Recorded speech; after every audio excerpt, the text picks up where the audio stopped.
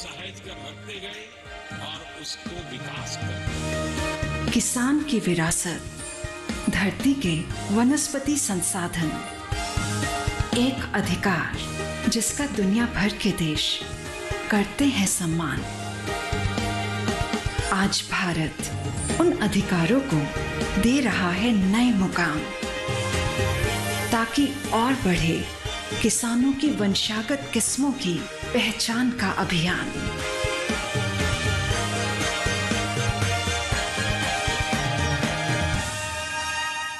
नमस्कार, स्वागत है आपका कृषि दर्शन में। आपके साथ मैं हूं इंटू सिंह।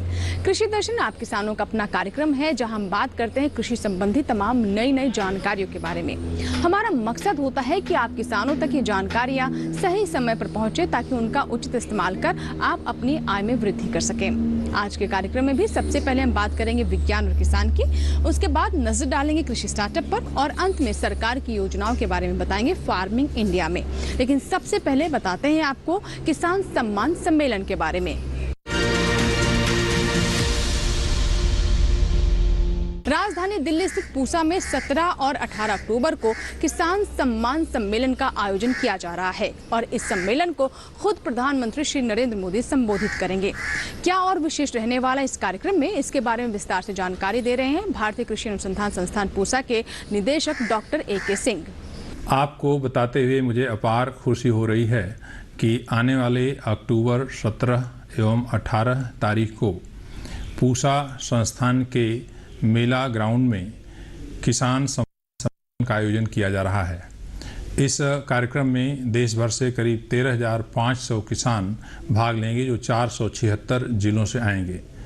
सम्मेलन का उद्घाटन माननीय प्रधानमंत्री जी के द्वारा 17 तारीख को किया जाएगा।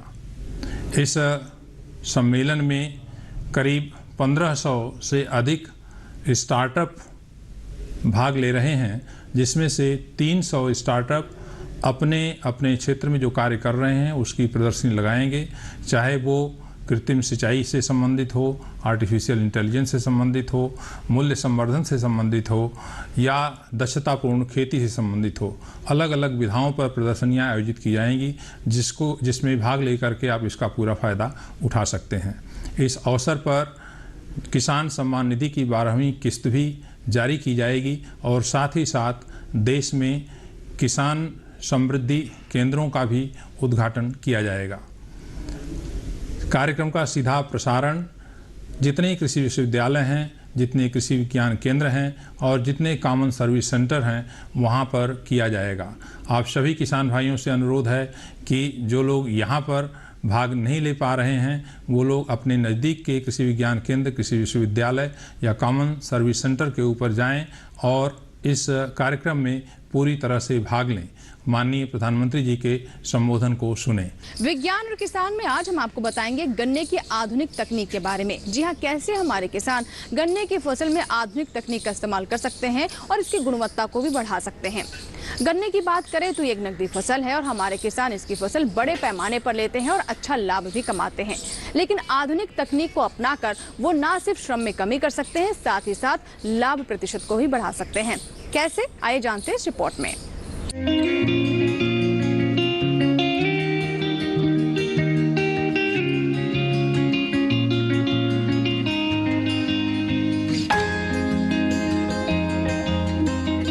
गन्ने के लिए बहुत ज्यादा पानी की जरूरत होती है, जबकि सिंचाई के लिए भूमिगत जल की लगातार कमी होती जा रही है। ऐसे में कोयम्बटूर स्थित गन्ना प्रजनन संस्थान ने मिट्टी में नमी मापने का यंत्र विकसित किया है। बिजली से चलने वाले इस यंत्र को सॉइल मॉइस्चर इंडिकेटर कहा जाता है। इसे चलाना और इस्तेमाल करना बहुत ही आसान है। इसे तैयार करने में किसानों और चीनी मिलों के कर्मचारियों की भी सलाह ली गई है। हालांकि इससे पहले टेंसियोमीटर नाम का यंत्र भी नमी मापने के काम आता था, लेकिन इसे खेत में एक जगह स्थायी रूप से स्थापित करना पड़ता था। उसकी तुलना में सॉइल मॉइस्चर इंडिकेटर ज्यादा कारगर है और चलाने में भी आसान है। इसके इस्तेमाल से कम सिंचाइयों में ही फसल तैयार हो जाती है, साथ ही पानी की भी बचत होती है। इस यंत्र में हमें गन्ने की जरूरत के हिसाब से मिट्टी की नमी की मात्रा बताने वाले इंडिकेटर लगे हैं। अलग अलग तरह की मिट्टियों के लिए इसमें 3 इंडिकेटर मौजूद हैं।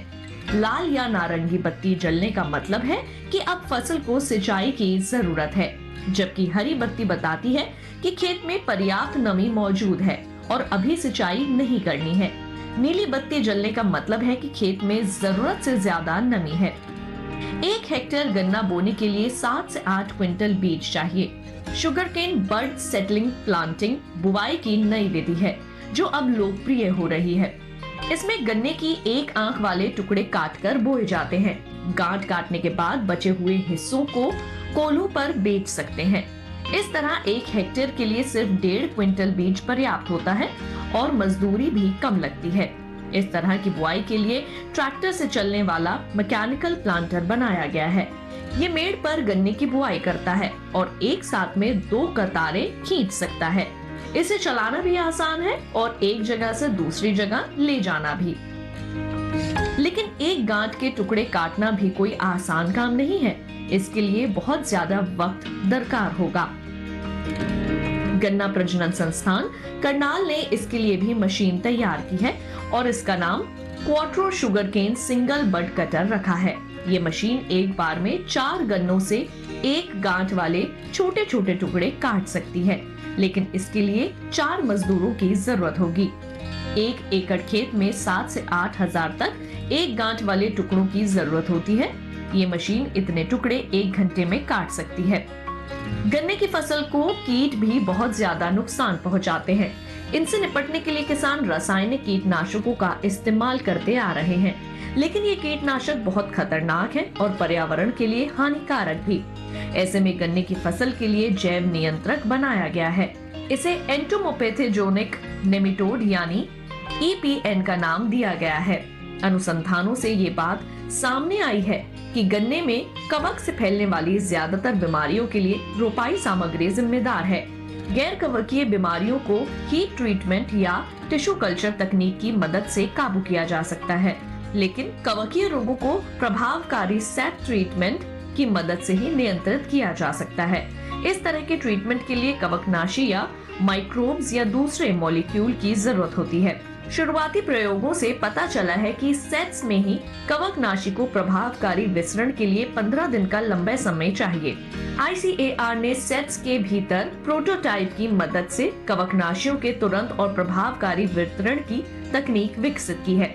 इसका मतलब ये हुआ कि ये तकनीक बीमारियों को जल्दी नियंत्रित करती है, जिससे गन्ने की स्वस्थ नर्सरी तैयार की जा सकती है। गन्ने में बहुत ज्यादा पत्तियां लगती हैं, लेकिन नीचे की सूखी और पीली पत्तियां किसी काम की नहीं होती, बल्कि ये फसल के लिए हानिकारक हैं। रोपाई के 5 महीने बाद इन्हें हटाना ही बेहतर रहता है।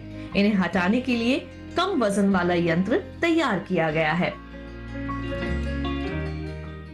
तो अभी आपने देखी गन्ने की खेती से जुड़ी आधुनिक तकनीक पर हमारी ये रिपोर्ट। इसी के साथ ही यहाँ वक्त एक छोटे से ब्रेक का, लेकिन ब्रेक के बाद जब वापस आएंगे तो बात करेंगे कृषि स्टार्टअप की। कहीं मत जाइएगा, देखते रहें कृषि दर्शन।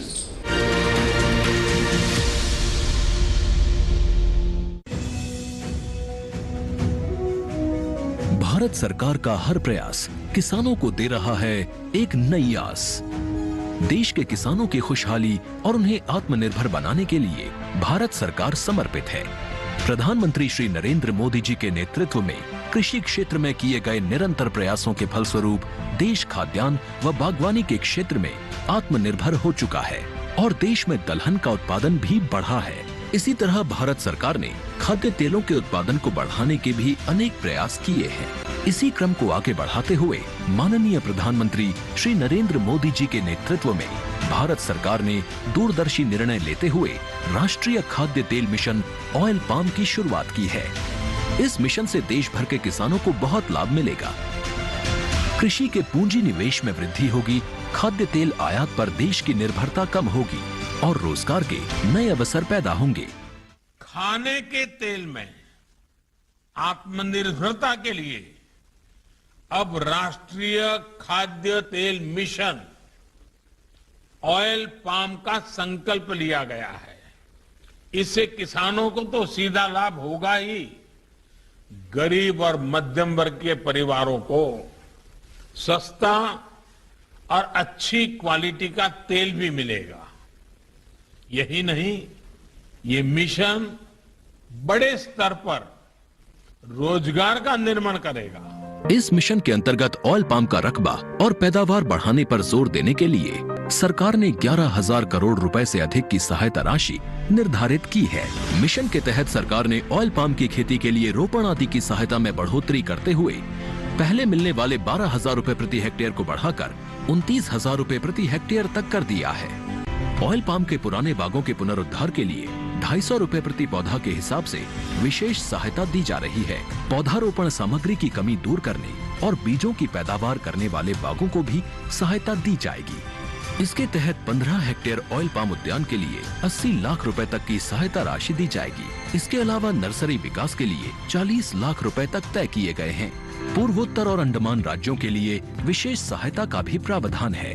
ऑयल पाम के किसान ताजे फलों के गुच्छे यानी FFB का उत्पादन करते हैं, जिनकी वर्तमान में कीमतें अंतर्राष्ट्रीय मूल्यों में उतार चढ़ाव के आधार पर तय होती हैं।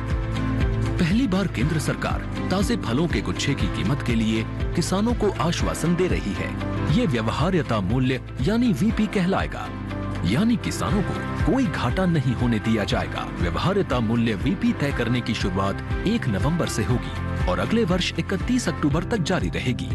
इसे ऑयल पाम वर्ष कहा जाएगा। इस योजना के तहत वर्ष 2025-26 तक ऑयल पाम का रकबा 6.5 लाख हेक्टेयर सृजित करने और कच्चे ऑयल पाम की पैदावार वर्ष 2025-26 तक 11.20 लाख टन पहुंचाने का लक्ष्य निर्धारित किया गया है। सरकार के इस महत्वपूर्ण निर्णय से देश में ऑयल पाम की खेती करने वाले किसानों में विश्वास पैदा होगा और वे खेती का रकबा बढ़ाएंगे। इस तरह पाम ऑयल का उत्पादन भी बढ़ेगा, जिससे किसानों की आय बढ़ेगी और ग्रामीण अर्थव्यवस्था भी सुदृढ़ होगी।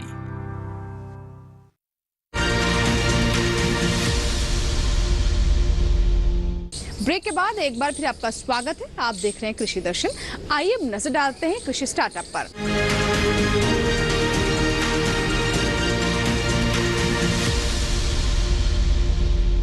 आज का दौर कृषि स्टार्टअप का दौर है और इस बात को हमारे युवा बखूबी समझ रहे हैं। इसलिए कृषि स्टार्टअप को लेकर युवाओं में काफी क्रेज भी बढ़ रहा है और उनका रुझान भी देखते बनता है। बताएंगे आपको कैसे हमारे आज के युवा कृषि स्टार्टअप को अपना रहे हैं और कामयाबी की नई तस्वीर पेश कर रहे हैं। एब्सोल्यूट एक प्लांट बायोसाइंस कंपनी है जो आज दुनिया के 16 देशों में कृषि में नवीनतम क्रांति लाने की तरफ काम कर रही है। इसका उद्गम पूर्व राष्ट्रपति श्री अब्दुल कलाम जी के विजन 2020 के तहत किया गया था। हमारे 3 मुख्य कार्यक्षेत्र हैं।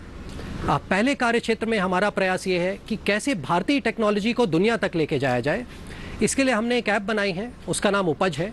यहाँ हम सैटेलाइट डेटा, IoT और ड्रोन्स का डेटा और सॉइल बायोमार्किंग के डेटा को मर्ज करके एक ऐसी सुविधा बना रहे हैं किसानों के लिए कि वो हर समय पे अपने फार्म से रिलेटेड बिल्कुल सही जानकारी किसी भी चीज़ से रिलेटेड प्राप्त कर सकते हैं और एक बेहतर तरीके से खेती को कर सकते हैं। उनको चाहे फाइनेंस की सुविधा चाहिए हो, चाहे बीमा की सुविधा चाहिए हो, चाहे मिट्टी की जांच की सुविधा चाहिए हो, फसल बेचने की सुविधा चाहिए हो या कोई इनपुट प्राप्त करने की सुविधा चाहिए हो, ये सारी सुविधाएं एक ही इकोसिस्टम में उन्हें प्राप्त कराई जाती हैं। आज के डेट में करीब 4.5 लाख किसान भारतवर्ष में इसका लाभ उठा रहे हैं और हम धीरे धीरे ये कोशिश कर रहे हैं कि कैसे इन लाभ को और भी किसानों तक पहुँचाया जाए। दूसरा उद्देश्य हमारा ये है कि कैसे भारतीय साइंस को दुनिया तक पहुंचाया जाए। तो आज के डेट में हमने करीब 50 लाख स्क्वायर फीट पे 8 स्टेट्स में अपनी R&D को सेटअप किया हुआ है।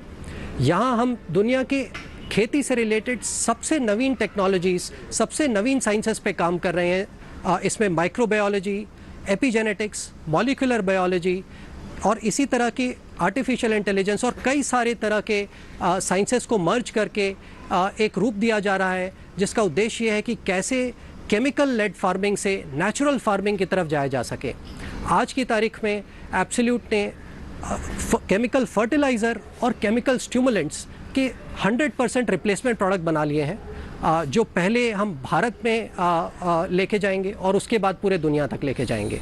मैं आपको बताना चाहता हूं कि किसानों और किसानों की समस्याओं का समाधान करने के लिए हमने ये कंपनी बनाई थी आज से लगभग 1.5 साल पहले और पिछले 1.5 साल के सफ़र में हमसे लगभग 1.5 लाख किसान भाई जुड़ चुके हैं जो हमारी सेवाओं का लाभ उठा रहे हैं। किसान की ज़िंदगी में फसल बोने से लेकर ज़मीन चयन करने से लेकर खाद बीज डालने से लेकर ट्रैक्टर लेने से लेकर और फसल होने के बाद उसको कहाँ बेचना है, मंडी में क्या भाव मिलेगा, इन सारी समस्याओं का समाधान अब हम आपको एक ही प्लेटफॉर्म पर एक ही ऐप पे दे रहे हैं जिसका नाम है f2df.com। हमारा प्लेटफॉर्म वेब पे उपलब्ध है और हमारी एंड्रॉयड की मोबाइल ऐप है जो आप गूगल प्ले स्टोर से डाउनलोड कर सकते हैं। इसके अलावा हम अपने किसान भाइयों के लिए फेसबुक और यूट्यूब का एक मिश्रण अपनी ऐप में लेकर आए हैं जिसका नाम है f2df प्राइम, जिस पे आप जैसे लगभग 12 करोड़ किसान भाई हमारे साथ हैं। प्रधानमंत्री मोदी का एक आह्वान था कि देश में किसान की आय को डबल करना है, हम उसी दिशा में काम कर रहे हैं। हम किसानों की आय को बढ़ाने के लिए उसका इनपुट कॉस्ट कम करने की कोशिश करते हैं। आप खाद बीज खरीदने जाते हैं, आप पेस्टिसाइड्स खरीदने जाते हैं या आप कोई और कृषि उपकरण खरीदने जाते हैं तो आपको मार्केट में बहुत महंगा मिलता है।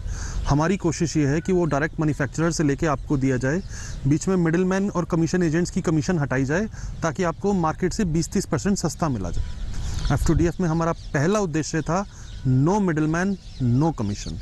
हम मार्केट रेट से लगभग 20 से 30% सस्ता माल आपको दिलाते हैं। फसल के दौरान अगर आपको किसी तरह की मदद की ज़रूरत है तो हमारे एक्सपर्ट एडवाइजेस के थ्रू या हमारे एक्सपर्ट वीडियोस के थ्रू आप उन सारी जानकारी को ले सकते हैं। इनोवेटिव फार्मिंग प्रैक्टिसेस के लिए आपको फार्मर ट्रेनिंग्स दी जाती हैं। इसके अलावा अगर आपको किसी तरह का एग्रीकल्चरल लोन वगैरह चाहिए वो भी आप ऐप के थ्रू अप्लाई कर सकते हैं। लेकिन सबसे अच्छी बात यह है कि जब आपकी फसल तैयार हो जाती है तो आपको चिंता करने की ज़रूरत नहीं है। हम आपकी फसल अच्छे दाम पर बिकवाने का भी प्रबंध करते हैं। अच्छी बात हमारे प्लेटफॉर्म की यही है कि आप यहाँ चीज़ें खरीद सकते हैं, चीज़ें बेच सकते हैं। आप यहाँ पे चीज़ें किराए पे दे सकते हैं, चीज़ें किराए पे ले सकते हैं। आप जब आपकी फसल रेडी है उसकी लीड डाल सकते हैं और आपकी फसल अगर 6 महीने बाद भी आनी है आप उसकी फ्यूचर की लीड भी डाल सकते हैं। एक किसान की ज़िंदगी में जितनी प्रॉब्लम्स हैं हमने उनका समाधान करने की कोशिश करी है। इसका नाम f2df। तो भी आपने जाना कृषि स्टार्टअप के बारे में। इसी के साथ ही यहाँ वक्त एक छोटी सी ब्रेक का, लेकिन ब्रेक के बाद जब वापस आएंगे तो बात करेंगे फार्मिंग इंडिया की। कहीं मत जाएगा, देखते रहें कृषि दर्शन।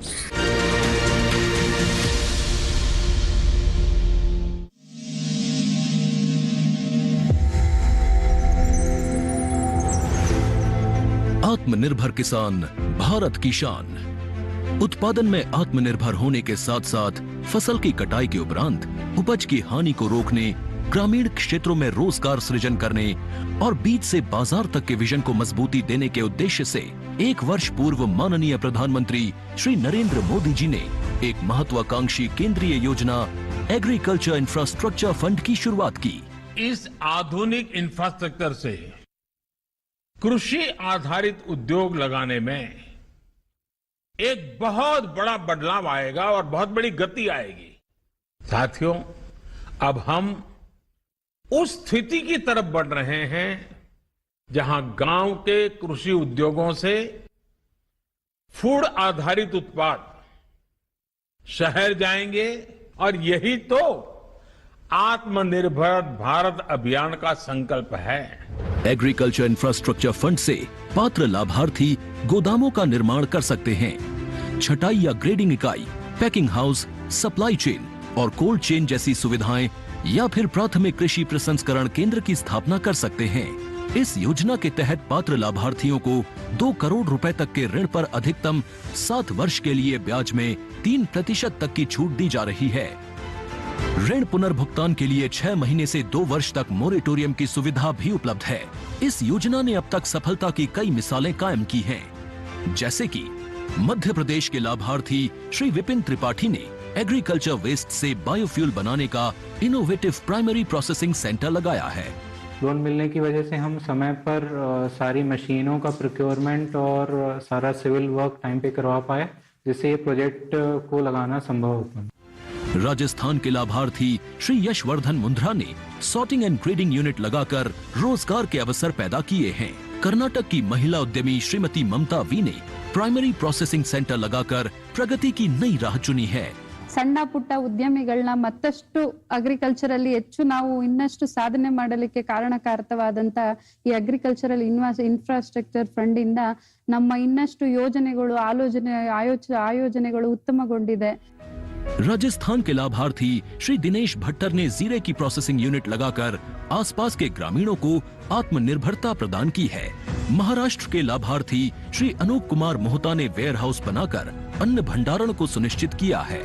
आज देश के कोने कोने से किसान, कृषि उद्यमी, किसान उत्पादक संघ, प्राथमिक कृषि सहकारी समितियां, स्वयं सहायता समूह और कृषि उपज मंडियां इस योजना का लाभ उठा रहे हैं।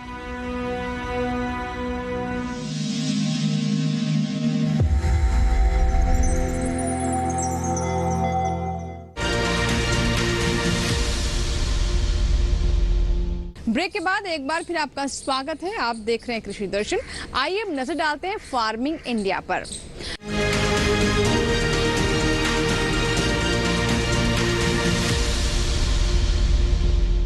फार्मिंग इंडिया में हम आपको बताते हैं सरकार की उन योजनाओं के बारे में जो कि सीधे किसानों और कृषि से जुड़ी हुई हैं, और उन्हीं में से एक है किसान क्रेडिट कार्ड। जी हाँ, किसान क्रेडिट कार्ड की बात करें तो हमारे किसानों के लिए किसी वरदान से कम नहीं है। अब उन्हें साहूकारों के पास नहीं जाना पड़ता है। कैसे हमारे किसान इससे लाभ ले सकते हैं और कौन कौन सी जरूरतें इससे पूरी होती हैं, आइए जानते हैं।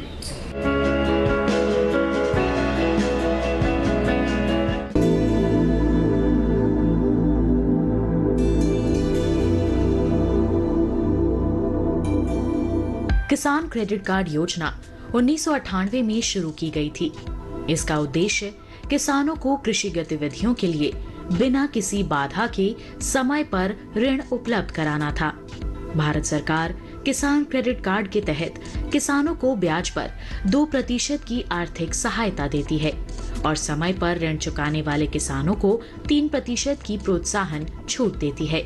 इस तरह केसीसी पर सालाना ब्याज दर 4% आता है। सभी योग्य किसानों को उनके कृषि कार्यों के लिए आसानी से और समय पर कृषि ऋण प्रदान किए जाएं, ये सुनिश्चित करने के लिए सरकार ने किसान क्रेडिट कार्ड योजना शुरू की। इसका उद्देश्य किसानों को कृषि के लिए उत्पादक सामग्रियों जैसे बीज, उर्वरक और कीटनाशक आदि खरीदने के लिए सक्षम बनाना है। सरकार ने किसानों के हित में बड़े कदम उठाते हुए 2019 में केसीसी में ब्याज दर में आर्थिक सहायता का प्रावधान शामिल करते हुए इसका लाभ डेयरी उद्योग समेत पशुपालकों और मछली पालकों को भी देने की व्यवस्था सुनिश्चित की है। किसान क्रेडिट कार्ड के दायरे में किसानों को लाने के लिए फरवरी 2020 से एक विशेष अभियान चलाया जा रहा है।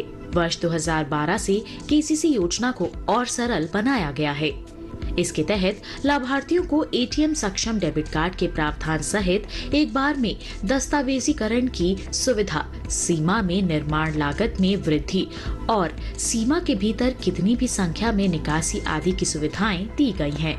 सार्वजनिक क्षेत्र के बैंकों और नाबार्ड से प्राप्त सूचना के अनुसार इस अभियान के तहत 29 जनवरी 2021 तक देश भर के किसानों को 1.76 लाख करोड़ रुपए की खर्च सीमा के साथ 187.03 लाख केसीसी स्वीकृत किए गए हैं। किसान क्रेडिट कार्ड की वजह से किसान अपनी फसल का बीमा भी करवा सकते हैं। जिस किसी भी कारण से अपनी फसल नष्ट होने पर उनको मुआवजा भी दिया जाता है, जैसे बाढ़ की स्थिति में फसल का डूब के नष्ट हो जाना या सूखा पड़ने पर फसल का जल जाना आदि सुविधाओं में यह किसान क्रेडिट कार्ड बहुत ही ज्यादा काम आता है। इसकी वजह से किसान लाभ उठा सकते हैं। सस्ती ब्याज दर पर लोन उपलब्ध कराने के इस अभियान से न सिर्फ किसानों की आय में बढ़ोतरी होगी, बल्कि इससे ग्रामीण अर्थव्यवस्था को मजबूती मिलेगी और कृषि तथा इससे जुड़े क्षेत्रों में उत्पादन बढ़ेगा। साथ ही हमारे देश के लिए खाद्य सुरक्षा सुनिश्चित करने की दिशा में भी इस मुहिम की विशेष भूमिका होगी।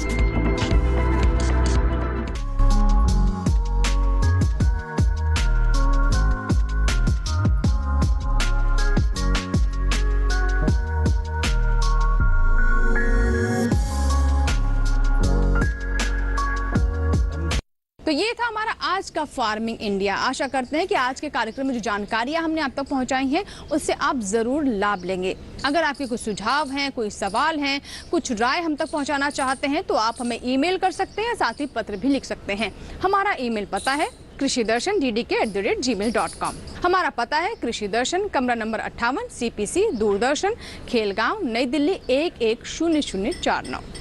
आपको बता दें कि आप हमारा ये कार्यक्रम हमारे YouTube चैनल पर भी देख सकते हैं। इसके लिए करना बस आपको ये है कि इस QR कोड को स्कैन करें और जुड़ जाएं DD किसान के YouTube चैनल से, जहां पर कृषि दर्शन के पुराने एपिसोड और DD किसान पर प्रसारित होने वाले अन्य कार्यक्रम भी आप देख सकते हैं।